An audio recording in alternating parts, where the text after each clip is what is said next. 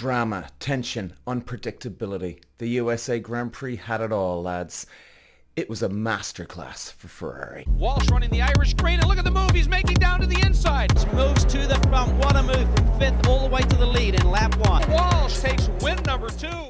Peter Walsh. My heart is breaking, lads. It's really, truly breaking for Lando Norris. This poor guy, he just doesn't have the team behind him. And it's a stitch in time, isn't that what they say? A stitch in time saves 9. And this is no truer for Lando Norris. McLaren have let Oscar Piastri just steal points from Lando Norris in 3 races already. And guys, that was a couple of months ago. Maybe some of you are saying, well, that was a few months ago, but what's the big deal? Every single point counts, lads. Every single point counts. And this guy's just got screwed. These points are coming back to bite him on the ass. Now, it wouldn't have Norris ahead of Max Verstappen in the championship, but what it would do is it would put on pressure. Every further point they get, every extra point is adding a little bit more, just a little bit more pressure onto Max Verstappen's shoulders. And oh God, where do we go? Okay, well let's look at the race. From the second row to the front, I'm just looking at my results here on screen. Now, Leclerc stunned, I think, everybody. It was unbelievable. What an absolutely beautiful, just staying in pocket and then let the two boys not take each other out, but distract each other, and bang, he goes in. I mean, it was perfect. Norris and Verstappen, what do you do with these two, huh? What do you do with these two? Now, in fairness, Red Bull, they had the pace at the start of the year, lads, as we all know. They were the dominant ones. Then McLaren have come on, got some good pace. Then they were taken over. And now it kind of seems that it's all sort of leveling out a little bit. Yes, I still think McLaren have the edge. No two ways about it. And, you know, guys, it depends on what track you go to as well. They're not going to be the best at every single track, right? I mean, you could see Ferrari's pace. It was beautiful. I mean, it really was. It was absolutely on the ball. But Ferrari will probably end up going horribly next week in Mexico. You know, they've been a bit up and down this year now, and it's going to be tough to see because Leclerc, great driver, poor old Carlos Sainz, gone from Ferrari next year, but that's the way it is, huh? And okay, guys, so let's look at the F1 table right now. The light is dimming, ladies and gentlemen. The light is dimming on Lando Norris. It's starting to look good for Max Verstappen. All he's got to do is, we're calling it staying in the pocket. All he's got to do for himself is stay in his little pocket right now. Keep notching up podiums. Just keep podium. Unless he has an insane level of bad luck coming up. I mean, even he was a bit, I wouldn't say reckless when Norris and himself, we're going to look at that incident now in a second, and why did Lando Norris get that penalty? Did he even deserve a penalty? Now, but before we do, yes, it's looking great. Podium. If Max Verstappen has a few DNFs, did not finishes, well then we're talking a totally different game ball then. But it's looking goddamn good, lads. We've got 5 races to go. Two sprint races left. It's looking damn good for Verstappen right now, don't we think? Extremely good.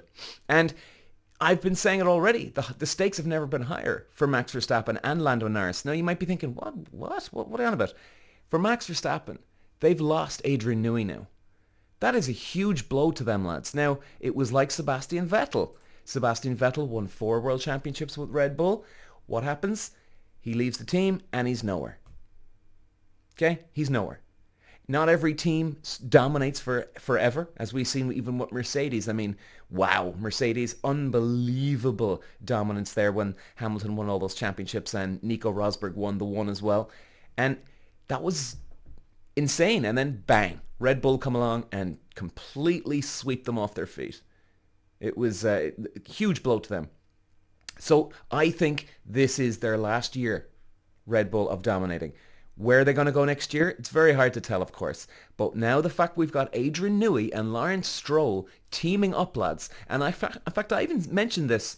This is a very, very good point to raise. Adrian Newey and Lawrence Stroll are going to be a brilliant combination, I think. And here's why. Adrian Newey said he's had multiple conversations with multiple team owners to go wherever. But Adrian Newey turned around and he said himself that he loves that Lawrence Stroll is very hands-on. In other words, guys, he's getting stuck in, Lawrence Stroll. Like, he's an investor of the business. He doesn't need to be going to every single race. But he is going to all the races. He is. The guy is involved. What does that tell you? He's not lazy. He has passion about what he's doing. He wants to find every little nook and cranny to absolutely dominate. He wants to find everything. He doesn't want to leave any stone unturned, lads. And I think that's the secret sauce. Adrian Newey, because there's going to be eventually a time when Adrian Newey is in Aston Martin next year. There's going to be, and every team has this, there's going to be that moment where Adrian Newey, the engineer, needs an upgraded feature, a model, this, that, right? And he's designing something. He's going to have to talk to Lawrence Stroll and say, hey, listen, buddy, we need X to do this, to do that, da, da, da, da. Lawrence Stroll will not fight this man because Lawrence Stroll seems to be a very, very smart businessman, and he's not going to say no to Adrian Newey. And Adrian Newey, he knows what makes people tick. He knows the difference between a team that can do well and fall at the last hurdle, get lazy, whatever you want to call it. And he knows that a guy like Lawrence Stroll wants to win, wants to crush his opponents. And that's why Adrian Newey is going to have all the resources available to him when he goes to Aston Martin, lads, next year. This is going to be epic to watch, I think. They could seriously kick major butts here now going forward. Now, the championship table here.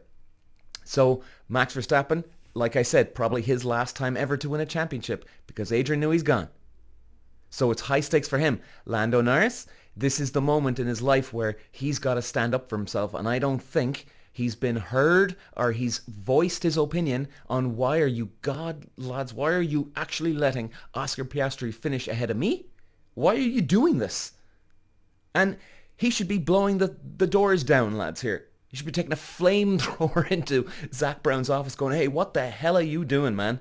Seriously, we've got a chance to win the Drivers' Championship. Are you not going to get behind me? And it's not like he's making excuses or making things up. This is the reality. Zak Brown has been up his own ass and has not given Lando Norris every possible chance here. It's sickening to see. It's sickening. So Verstappen at the moment on 354, Lando Norris on 297. Lads, that is 57 points. That's still over 2 race wins. So if Max Verstappen does not finish, let's say, the next 2 Grand Prix and Lando Norris wins the sprint race, he then goes ahead in the championship. Is that a huge ask? Is it a big step? Is it a big drop? What do you think? 57 points. It's doable. But how many times, lads, if you listen to my podcast here, how many times am I saying it over and over again? You know, it can happen, this and that, The window's closing in. It's getting dark out there, lads. It's getting very, very dark. And Lando Norris will be absolutely devastated if this goes south. Now, let's have a look at the incident between Verstappen and Norris. Verstappen on the defensive, Lando Norris on the attack, Lando Norris going through on the brakes on can Verstappen hang on to it, he keeps his foot in, they both go off the road. So you can see, lads, right? You can see now that the way the collision, let's have a look at it again. They're going off the road. Now, if you gain any advantage outside the racing line, that's when you get a disqualification or a penalty, whatever, depending on obviously how how severe it is, lads. So that's exactly why. I mean, there's no rocket science here. He just got a little bit of an advantage off-road, and that was it. Game on. Our job done. Game over. But Verstappen, extremely lucky. Extremely lucky he didn't get knocked off himself. He's got to be very, very careful, lads, going ahead and out in the next few races, just to finish this championship off, get as many points as you can, and don't have any collisions, because Lando Norris, he's not a dirty driver, but Lando Norris could have made life very, very complicated for Max Verstappen yesterday. And it's all closing in, man. It's all closing in. Jesus, huh? So, guys, okay. We got Mexico coming up next. Norris has been screwed out of points. It's slipping away from him. Max Verstappen's looking quite bloody good right now. And as the dust settles, there's one thing clear. McLaren's decision-making and Norris's penalty had profound consequences again. Every single point. And while Leclerc and Verstappen continue their battle at the front, because that's where pretty much Leclerc and Verstappen were, Norris is probably left wondering, was this the race that got away? Do you think that's the one that got away? I don't think so. Zak Brown has completely screwed him. Is Zak Brown second-guessing his strategy? Is he? The fallout's only the beginning, lads. Walsh running the Irish green, and look at the move he's making down to the inside. Moves to the front. What a move from 5th all the way to the lead in lap 1. Walsh takes win number 2.